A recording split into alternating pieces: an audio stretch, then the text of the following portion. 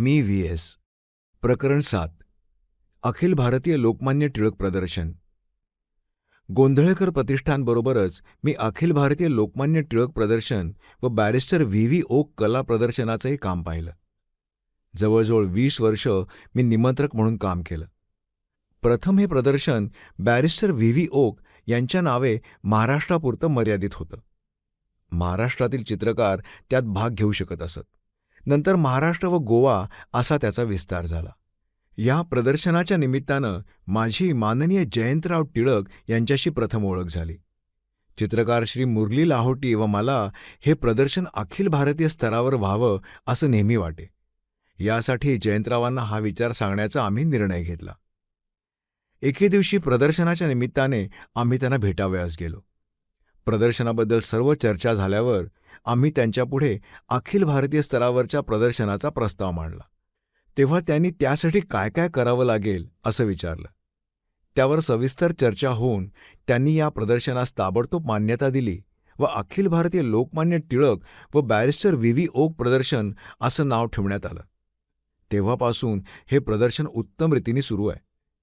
या प्रदर्शनासाठी संपूर्ण भारतातून चित्रकार आपली चित्र पाठवतात. या प्रदर्शनात चित्रकारांना पुरस्कार दिले जातात. लोकमान्य टिळक यांच्या नावे प्रथम पुरस्कार दिला जातो. या प्रदर्शनात टिळक परिवारातर्फेही पुरस्कार ठेवले आहेत. महत्त्वाचा भाग म्हणजे व्यक्तिचित्र, रचनाचित्र, निसर्गचित्र अशा विविध विषयांसाठी पुरस्कार दिले जातात. प्रदर्शनाच्या निमित्तानं माननीय जयंतरावांचा परिचय इतका वाढला की आम्ही त्यांना दादा केव्हा म्हणू लागलो ते समजलंच नाही. मी माझ्या घरात वरच्या मजल्यावर स्टुडिओ बांधला. त्याचं उद्घाटन दादांच्याच हस्ते एका घरगुती समारंभात झालं. आम्ही 20-25 जणच होतो. त्यावेळी मी काढलेलं स्वातंत्र्यवीर सावरकरांचं चित्र त्यांनी विकत घेतलं व ते मुंबईतील सावरकर सदन येथे लावण्यासाठी दिलं. चित्र पाहण्याच्या निमित्तानं ते अनेकदा माझ्याकडे येऊन गेले. माझ्या घरचा फणस मी दरवर्षी त्यांना नेऊन देत असे. असेच एकदा ते चित्र पाहण्यासाठी माझ्याकडे आले होते. येताना ते त्यांच्या बागेतले आंबे घेऊन आले होते. शिलाच्या हातात आंबे देत म्हणाले, तुमचा फणस तर आमचे आंबे घ्या. जयंतराव रसिक व कलाप्रेमी होते. जगातील अनेक संग्रहालयं त्यांनी बघितली होती. ऐतिहासिक व सांस्कृतिक वारसा असलेल्या पुण्यामध्ये सर्व दृष्टीनं परिपूर्ण असं कलादालन नाही याची मला नेहमी खंत वाटत असे. प्रदर्शनाच्या पुरस्कार वितरण समारंभात सूत्रसंचालन करत असताना मी ही खंत बोलून दाखवत असे. जयंतरावांनाही पुण्यात कलादालन व्हावं असं वाटत असे व त्यासाठी ते प्रयत्न करत होते. एकदा ते मला म्हणाले, तुम्ही कलादालन कसं असावं याविषयी विचार केला असल्यास त्याचा आराखडा मला द्या. मी त्यांना कला मंदिर प्रकल्प या नावाने आराखडा दिला. प्रदर्शनासाठी कलादालन, कायमस्वरूपी चित्रांचं संग्रहालय जे पुण्यात येणाऱ्या पर्यटकांना व पाहुण्यांना पाहता येईल, परगावाहून येणाऱ्या चित्रकारांना त्यांची चित्रं ठेवण्यासाठी व राहण्यासाठी जागा, लोककला जनतेसमोर यावी म्हणून ग्रामीण भागातील कलाकारांना त्यांची कला दाखवण्यासाठी स्वतंत्र जागा, तसेच फोटोग्राफी, ग्रंथालय, लॅबोरेटरी, सांस्कृतिक हॉल अशा अनेक गोष्टींचा त्यात समावेश होता. कला मंदिर प्रकल्प जयंतरावांना फारच आवडला. प्रकल्प मोठा आहे पण छान आहे. आपणास टप्प्याटप्प्याने हे करावं लागेल असं ते म्हणाले. मध्यंतरी बराच काळ गेला आणि 26 फेब्रुवारी 2000च्या कार्यक्रमात त्यांनी जाहीर केलं की पेशवे उद्यानात कलादालन उभारलं जाईल. लोकमान्य टिळक स्मारक ट्रस्ट व पुणे महानगरपालिका यांच्या संयुक्त विद्यमाने पेशवे उद्यानाच्या आवारात भव्य कलादालन व कला संग्रहालय उभारण्यात येईल. या संदर्भात त्यांनी सर्व माहिती सांगितली व यासाठी महापालिका आयुक्त श्री रत्नाकर गायकवाड यांनी विशेष पुढाकार घेतल्याचं सांगितलं.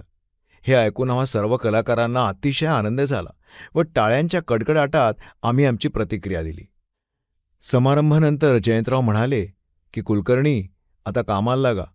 या आठवड्यात महापालिकेच्या सभेत हा ठराव संमत होईल. पण आमच्या आनंदावर विरजण पडलं. काँग्रेसच्याच एका गटाने यास विरोध केला. त्यामुळे ठराव संमत झाला नाही व आम्हा सर्व कलाकारांचं कलामंदिर उभारण्याचं स्वप्न भंग पावलं.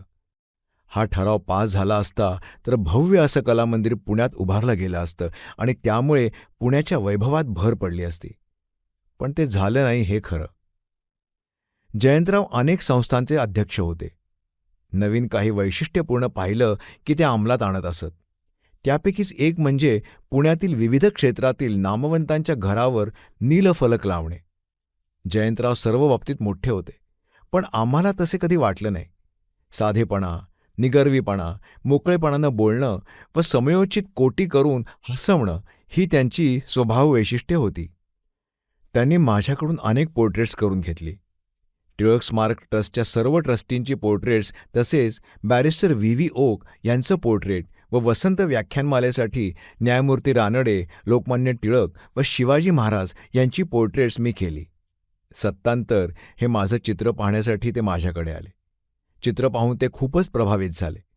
त्या चित्रासाठी संसद किंवा राष्ट्रपती भवन ही जागा योग्य आहे असं त्यांना वाटत होतं व त्यासाठी ते प्रयत्न करत होते.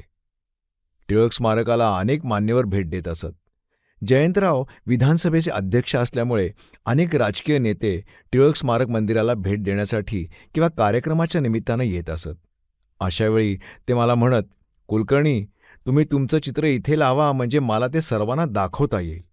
त्यांच्या सांगण्यानुसार बरेच वेळा मी सत्तांतर हे चित्र टिळक स्मारक मंदिरात नेऊन लावत असे. कार्यक्रमाच्या सुरुवातीला वेळात वेळ काढून जयंतराव ते चित्र मान्यवरांना दाखवत असत. माजी राष्ट्रपती शंकर दयाळ शर्मा, माजी पंतप्रधान इंद्रकुमार गुजराल, तत्कालीन लोकसभेचे अध्यक्ष श्री शिवराज पाटील, महाराष्ट्राचे राज्यपाल श्री के.सी. अलेक्झांडर अशा अनेकांनी ते चित्र पाहून प्रशंसा केली. पुढे केंद्रात सत्तांतर झालं. माजी पेट्रोलियम मंत्री श्री राम नाईक यांच्या पुढाकारानं 2001 मध्ये माझं सत्तांतर हे चित्र संसदेच्या विस्तारित कक्षात लावण्याचं निश्चित झालं. मला तसं पत्र लोकसभेच्या ऑफिसमधून आलं. मी फोन करून ही बातमी प्रथम जयंतरावांना सांगितली व त्यांना भेटण्यासाठी केसरीवाड्यात गेलो. पत्र वाचून त्यांना खूप आनंद झाला व त्यांनी माझं अभिनंदन केलं. ऑगस्ट 2001 मध्ये माझं चित्र संसदेच्या विस्तारित कक्षात त्यावेळचे पंतप्रधान माननीय अटलबिहारी वाजपेयी यांच्या हस्ते लावलं गेलं. परंतु त्यापूर्वी एप्रिल 2001 मध्ये जयंतरावांचं दुःखद निधन झालं. प्रत्यक्ष चित्र लावण्याच्या समारंभाची हकीकत ऐकण्यासाठी ते नव्हते याची खंत माझ्या मनाला कायम लागून राहिली आहे.